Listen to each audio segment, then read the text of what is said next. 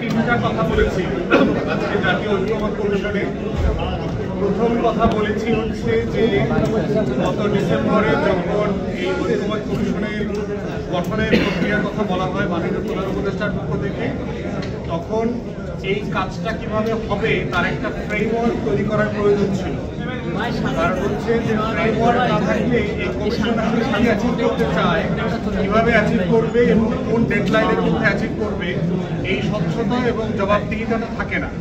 তো সেই জায়গাতে আমরা মাননীয় প্রধান উপদেষ্টাকে বলেছি এবং যিনি ডেপুটি ভাইস চেয়ারম্যান যিনি আছেন কমিশনের, তাকেও রিকোয়েস্ট করেছি যে আপনারা ঐক্যমত্য কমিশন আসলে কি অ্যাচিভ করতে চান সেটার একটা লিখিত ফ্রেমওয়ার্ক তৈরি করা দরকার।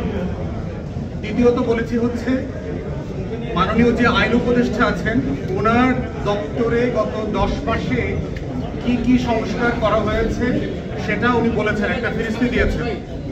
তখন আমরা বলেছি এটাকে রেফারেন্স করে যে একইভাবে গত 10 মাসে এই অন্তর্বর্তীকালীন সরকারের একটা আমলনামার খতিয়ান বাংলাদেশের জনগণের কাছে দেয়া দরকার।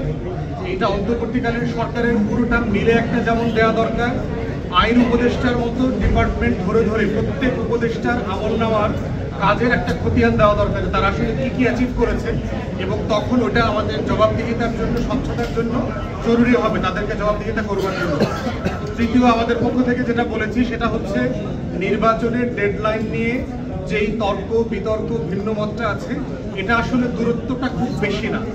এখানে যতটুকু না সময়ের গ্যাপ আছে তার থেকে হচ্ছে মনস্তাত্ত্বিক দূরত্বটা একটু বেশি, এবং সেটা আমরা বিশ্বাস করি ডিসেম্বর থেকে জুনের ভিতরে যেই তারিখটাই হোক সেটা আলোচনা সাপেক্ষে সমন্বয় করে সবার সাথে পরামর্শ এবং ঐক্যমতের ভিত্তিতে একটা 3 তারিখে আসা সম্ভব বলে আমরা বিশ্বাস করি।